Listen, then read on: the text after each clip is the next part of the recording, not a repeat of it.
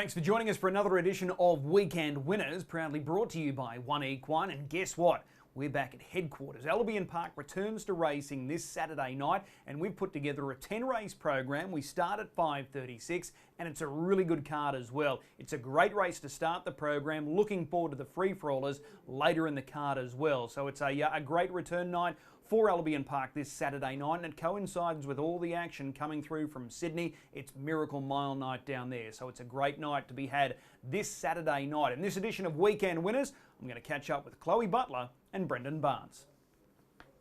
Chloe Butler now joins us to go through her book of drives on Saturday night. It's going to be a busy night at the office for Chloe because she's going around in most, if not all, races, but she's joining us now. Chloe, appreciate the time. Thanks for having me, Chris. Better Jiggle in race one. This is a deep race. There's plenty of talented types here, but your guy is absolutely flying. What are the confidence levels like going into this race? Yeah, definitely. We're very confident.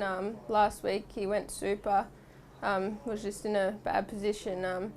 Here at Redcliffe, it's a bit hard to come out wide when they've run a 26-3 third quarter. And look, this week he's drawn pretty average, like he always seems to do. But with the right trip into the race, he should be right over the top. Okay, just the track factor alone, going back to the bigger spaces at Albion Park, that's got to be a big positive plus for Better Jiggle. Yeah, definitely. He thrives off Albion. He loves Albion. So being back there, the bigger track, he'll be a lot happier. Okay, so gate 5, and it's 2,138 metres.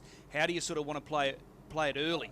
Yeah, look, we can't use him too much early. I've sat parked a couple of times on him, and he doesn't really finish off as good as he can when he's on a helmet. So I think we just got to go back, and hopefully we get a good cut into the race, and he'll be right in the finish if he does. If he doesn't, then we'll come back next week and hopefully get a better draw. All right. Well, surely this race is going to create tempo, and that's what you need.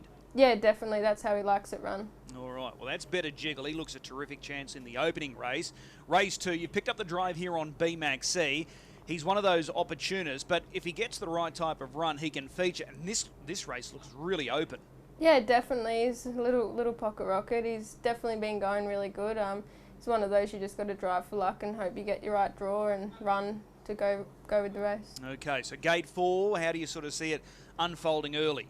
Yeah, I think we sort of just got to drive him for a bit of luck and hopefully we can weave a passage and finish off well. All right, well, that's BMAC in race 2. Race 3, first and foremost, was this a difficult decision? Targaryen, so extra Targaryen, or in the end you didn't have a say in who you're going to drive? It's not too difficult. I do love Targaryen a lot, so it's not a very hard choice. Okay, but so extra is low flying though, isn't he? Yeah, definitely. He's going really well, and like his last start was really super impressive. All right, so with Targaryen, he's going to be second up here on the weekend.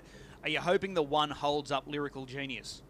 Yeah, I'm hoping so, but I'm just not so sure. I mean, it's not the end of the world. He had a hard run last week, so to give him a quiet run this week won't really hurt him. So whatever happens, happens, and he'll always be there in the finish if we get some luck. All right. So he's come through the week okay. As you said, it was a tough run here at Redcliffe last week, so he can bounce back? Yeah, definitely. With the right trip and everything, he's full of himself at the moment, so it definitely didn't knock him around. His speed is lethal, so if he gets that right trip and he's in that sort of dangerous spot, he could easily put this field away. Yeah, definitely. He's going to be a nice free-for-all horse. He's got that really good turn of foot, and yeah, I can't wait to see him come up against the big boys. Okay, well, that's Targaryen in race 3. Race 4, same draw, inside of the second row here with Roll Your R's. He's going well, this guy, isn't he? Yeah, he really is. His last start was a bit disappointing, but before that he'd been flying. We just gave him a week off last week, so hopefully this week he can bounce back with a nice quiet draw and we can drive him for some luck. Are you hoping for early speed here? Yeah, definitely. With him, he likes it run like that. Okay. A mile, is he better at a mile or 2,100, or it doesn't really matter? I don't think it really worries him too much. I mean, he'd probably prefer the mile, but 21 doesn't worry him too much. Okay. Race 5 on Saturday night. There's your chance. You know this horse really well. He's drawn the second row, but he's got a nice trailing draw, 2 off the second row. Does he sort of rate as a winning hope here for you? Yeah, I think so. He's actually been racing better than what his form reads. Just been a bit hard for him, been drawing out in a 7 gate and a lot harder races and all that sort of stuff. So with the right trip, and if we can leave him till last minute, then he'll finish over the top. Yeah, he's no one-trick pony. He does go well when he's in front, but he's proven that he can come from behind. I think that win 5 runs ago, he came off the speed. And it's a good point you raise. It isn't a lot easier compared to what he's been meeting of late. Yeah, definitely. You know, he's the way he's been following on a helmet lately has really surprised me. You know, for a while he wasn't going on a helmet, he'd only go out in front, which was hard because he kept drawing back row, but lately he's been following through really well, so hopefully this week he'll do the same. All right. Race number 6, your own horse here. Everything Happens. He's drawn 2 off the second row, but we've got high voltage gate 1. So that means there should be a genuine tempo. Do you stay 1 off or do you look to go 3 fence here? I think I'll look to go to the fence here. You know, when high voltage is in front, it's a bit hard to make ground out wide, so I think, you know, fence is the only place to be in that race. Yeah, he's likely to be flying along out in front, isn't he? Yeah, definitely. That's how he races, so I think go to the fence and hopefully we can earn some money. What did you make of Everything Happens last week at Redcliffe? He actually was really good, just had to pull out way too early and should have just dropped back to the fence early, but you never know till you're in the race what to do. So, but I was happy enough with his run. Doesn't get the bends at Redcliffe as well as he does at Albion. So. Well, that was my next question. Is he better suited at Albion Park? Yeah, definitely. He can take the bends a lot better than he can at than he does at Redcliffe. So yeah. All right. Race 7, last start a runaway winner, Our Princess Kennedy. She's drawn gate 9 here, so 2 off the second row, a mile. She was awesome at Redcliffe last week. Yeah, definitely. I don't think the draw will worry her too much. She's really going well and she's a really nice mare. I think she'll go a long way. Did she surprise you in any way, shape or form last week? Just the way she was able to put them away so easily over the last 200? No, not really. You know, her first up run for us was really, really good. If she drew anywhere else, she would have won that race. So I wasn't disappointed. Like, I was really happy with her and I wasn't shocked. She got around Redcliffe really well. She looked comfortable. Yeah, definitely. First up, she was having a few tricks on me. Wanted to run out and run off the fence and everything, but she was really good at Redcliffe on Saturday, so hopefully she keeps improving. And just looking at this front line of this field, Molly's Mariel drawn gate 5, so it looks like you're going to get a genuine tempo. Yeah, definitely there will be, and that'll help her a lot. Okay. Race 8, the other race for the mares. You're driving Ashley Nitro, a very capable mare. She's drawn the outside of the second row, but if she gets the right horse to follow, she's very capable. Yeah, she's going well. You know, she just got to be driven for luck again, and hopefully we can get some luck. Okay, couple there off the front row that look like they're going to be right in the market. Gwyneth P, Forbidden Jewel, probably a few others there. So hopefully there's going to be a good tempo. Yeah, definitely, and there should be. So just got to cross our fingers and hope. All right.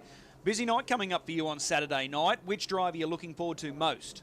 I'm going to have to say Targaryen. I love him the most. You know, I know he's not drawn the best, but he always makes it work for himself, so he'll be right. Righto. Race 3, number 8, Targaryen, the 1. Chloe, as always, appreciate the time. We'll see you trackside. Thanks, Chris. This man's excited about getting back to Albion Park. Brendan Barnes, he slides into the hot seat to go through his book of drives, and he's with us now. Brendan, appreciate the time. Thanks, Chris. We start with race 1 on Saturday night. This is a good quality race, good prize money, so it draws a good field. Your drive is speed dating inside of the second row, first time behind this mare. What are the expectations? Yeah, well, we all know she's a more than capable mare, and obviously the draw we're going to sort of have to have a bit go our way, but if she gets any sort of luck, I'm sure she'll be in the money. She's a dual Group 2 winner. She's drawn behind a horse that generally likes to take a sit, so is that a little concerning? Yeah, I'm tipping we'll get shuffled back a little bit and we'll be relying on a bit to go our way. It looks like it's going to generate good pressure. There's a number of fit in-form horses here, so it should be run at a fast tempo. Yeah, you'd think so. All right, well, that's speed dating in race 1. What about race 2? You're out in gate 7 here with Kiang Marvin. He just can't draw a gate. Week in, week out, he just gets slammed with a bad draw. Yeah, can't draw a gate to save himself. He's actually going quite okay. He's really dying for a race where he can sort of draw good and things can be run a little bit upside down. He can be close enough, and I think he'll win one soon enough. He's just got to wait for his day. His run last week at Redcliffe was more than okay. Yeah, it was very good, I thought. So what do you do here? Just go back and just hope for luck? Go back and hope something silly happens and it's run a little bit upside down and we can get into it late somehow. Yeah, he looks one of the class runners of this field. It's a very open race on paper, but his class, you know, he's certainly one of the better horses in this field. Yeah, no doubt about it. All right. Race number 3. This is going to be a good test here for Surface. He's low flying, recent winner of the Golden Guitar at Tamworth. He got very keen last week at Redcliffe. What are your sort of early thoughts on Surface? Yeah, plenty of early speed in that race. I'm not sure what Graham will have in mind for him. He's probably he's a really good follower of speed. I really like him in front too, but he'd just been getting a little bit keen on a helmet, and then last week he got really keen in front. So whether it sort of might be the go to try and sort of sit him up for a little bit and put him on a helmet, and when we know how good he follows. So Yeah, he's definitely a nice enough horse. It's just going to have to come down to what we do, I suppose. If you wanted to, and if you wanted to light him up and go forward, does he clear those to his inside? Oh, to be honest with you, I'm not really sure. He sort of disappointed me the way he got out of the gate 2 starts ago when he was crossed. He felt like he was pretty sharp sort of before that, and then that sort of let me down a little bit. But you know, he might be a little bit brighter too since he come out pretty hard on Saturday and led and got a bit keen. So it's sort of one of those things. He might get a little bit quicker, but I'm not too sure. Given that he is rising in class, then this might be the ideal opportunity just to sit him up. Definitely, and I think he'll get better as he rises in grade, and sort of with good trail and draws and good trips, he just follows speed. Any sort of speed he'll follow on a helmet, so he'll definitely get better as he gets up in grade. Can he make it to open class level and be competitive? I think so. I don't think he's going to be one that whizzes through his grades. He's probably always going to need a little bit in his favour, but he's definitely got enough upside and enough speed there that on his day when he gets things going for him, he'll make most of it. Sure. Race 6, you're driving high voltage here. This is a good drive because conditions look tailor-made. Barrier 1 and it's a mile. Yeah, that's right. We know where he'll be. We'll just point him in the right direction. Hope he keeps going. Is he driving better now compared to when you first started driving him? Yes, much better.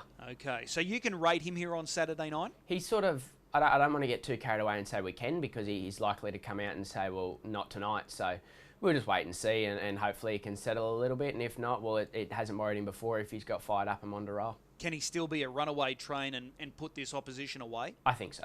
Okay, so he's a good chance high voltage. That last start third, you were happy with that run? Yeah, I was. The race wasn't run to suit. He was sort of in behind him a little bit. They went steady down the back and only quickened from the top of the straight. But, you know, he sort of went the best he could under those conditions. All right, catch me if you can there with high voltage in race number 6. Race 8, she's notorious. She's a gate speed mare. She's drawn 4. She'll be much better suited on the bigger track.